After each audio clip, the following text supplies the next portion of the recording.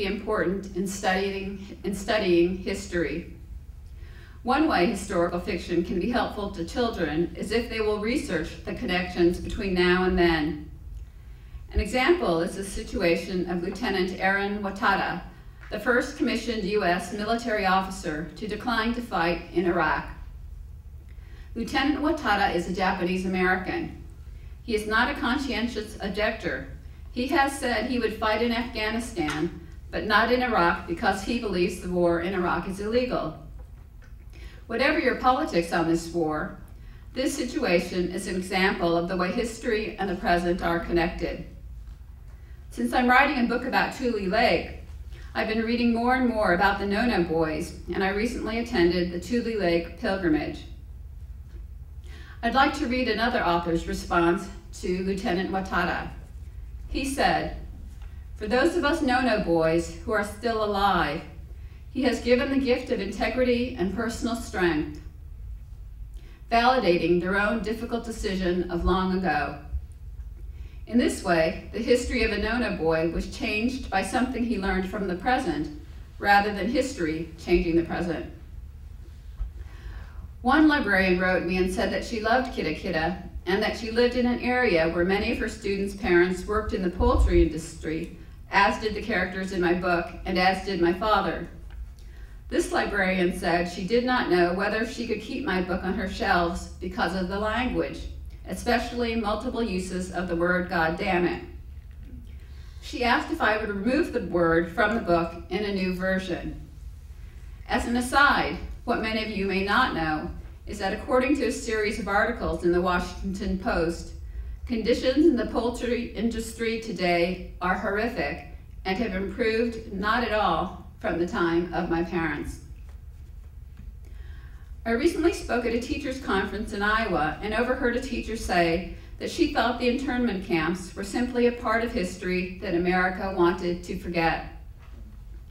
To me, the singular power of historical fiction, even harsh historical fiction, is that it not only arouses curiosity about the past, but also arouses empathy for the people of the past, and through this empathy creates an intuitive understanding of what is right and wrong. That is, by in a sense becoming someone else, the kids also become better people. A friend of mine says she is addicted to what she calls the original moments of both herself and others. Original moments are those times when you change so profoundly that you are never the same again. There is no turning back from an original moment. For instance, one Civil War veteran spoke of the war on his deathbed, though the war had occurred many decades earlier. An original moment is the sort of thing you remember when you are dying. My friend said she was never interested in the internment camps until she happened to see a Japanese American woman staring at a photograph of a camp, simply staring. She suddenly realized that this woman was re-experiencing an original moment. When I write, I'm trying to create the original moments of the characters. I wanted to end with an excerpt from a book about the original moments of people living in Germany during the Third Reich. The book is called "They Thought They Were Free." The speaker is a German man talking in retrospect about how what happened in Germany could have happened. He says, "How is this to be avoided among ordinary men, even highly educated ordinary men? Frankly, I do not know. I do not see, even now. Many, many times since it all happened, I have pondered that pair of great maxims: resist the beginnings and consider the end. But one must foresee the end in order to resist, or even see the beginnings. One must foresee the end clearly and certainly, and how is this to be done? By ordinary men, or even by extraordinary men. Things might have, and everyone counts on that might." The particular potency of historical fiction is that it combines empathy with the historical facts.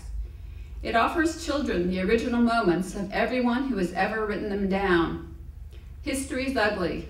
History is beautiful. I believe that knowing this is the only path to seeing the beginnings and the ands. Thank you.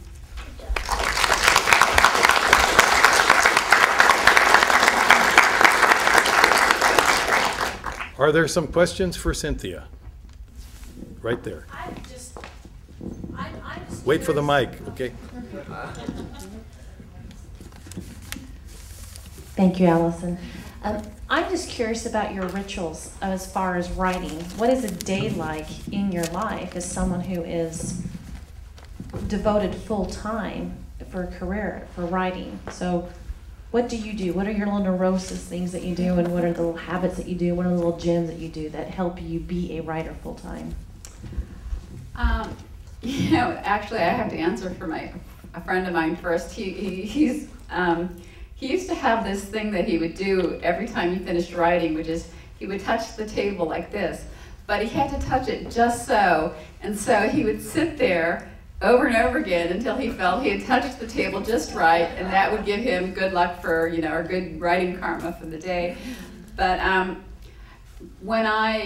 before I adopted Sammy, I was thinking about writing constantly, and I think that's been one of the hardest parts for me of being a mother, is that when I'm with Sammy, I have to be with Sammy, and I can't be thinking about my book.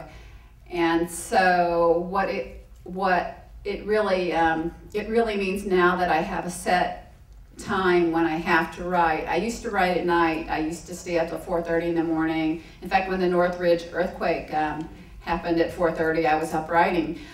But today I get up as soon as the babysitter gets here. I'm on the computer because I know I have a limited amount of time.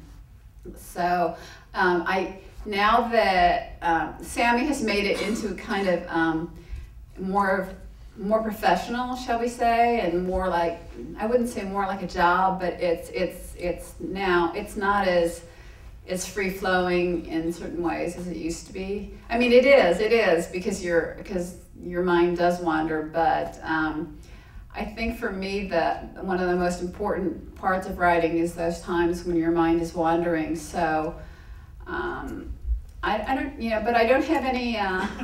Oh no, I do. I can't tell you my neurotic rituals. You really. Let's hear just one. Okay. Okay. This is so embarrassing. I have this idea. I can't believe I'm telling you this, but I have this idea that stepping on blue lines in parking lots is bad writing karma. So my brother was watching me once, and we were walking across a parking lot, and I was kind of going like this, and he said, "What are you doing?" And I said, "I can't step on the blue lines because it's bad luck for my writing." So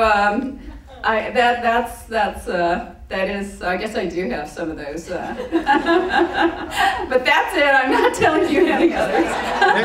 Next question, right up there. What surprises you in your writing? What surprises me? I think sometimes something will just jump into your head when you're in the writing zone, kind of, and you didn't know it was there. And so I guess that's the thing that surprises me the most, just that there are parts of you that you have no idea exist, and then suddenly they're there in your head.